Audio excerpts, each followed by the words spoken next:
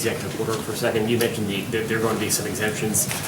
We're reporting right now that it only applies to employment, green cards for employment, but not for those for It is immediate green family. cards, but we're going to be reporting on that later on. It might be tonight or tomorrow. We'll give you an exact report. You can say to people who may be worried about the ability to bring immediate family members into this. No, I think it's been covered pretty accurately in this case. I think most people know what it is, and some people will be able to get in. We have to do that, obviously, even from a humane standpoint. But there'll be some people coming in. But it's a strong order. It's a strong order. It involves a big circle, as you know. Please. Are immigrants who are already in the country, are they at greater risk of deportation based on this order? I don't think so. They're not supposed to be here. You're saying they're here illegally? Is that what you're saying? Well, for example, if an immigrant is here for a court order, right, are they at risk of deportation Well, if a based court on order, this? then you have to go to court. So then the judge would make a determination as to whether or not they're going to be staying. But if they have a court order, they won't have to leave until they go through that process. So we'll see what happens. But with the court, and there are some with court orders, that means they have a trial coming up. Please.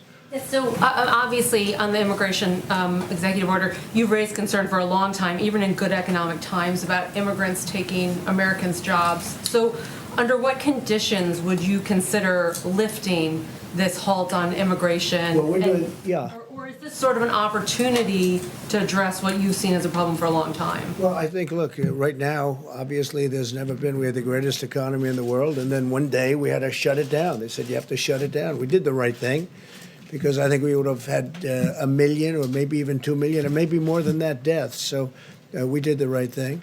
But certainly this would pertain. I mean, when you look at it right now, the last thing we want to do is take American workers' jobs. It's one thing when we were essentially, they used to call it full employment, and it's another thing right now. Right now, we have people that have lost their jobs, and we hope they're going to come back and come back fast, and then we can have an even deeper discussion. But right now, we have to have jobs for Americans. The president using this moment with the coronavirus pandemic to announce a 60-day suspension of immigration into the United States.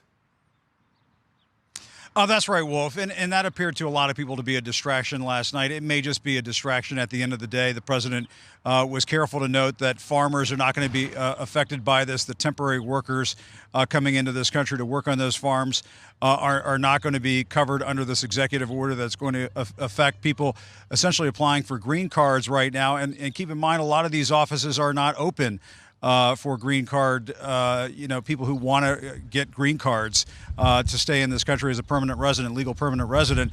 And so this has come off, I think, as largely a distraction.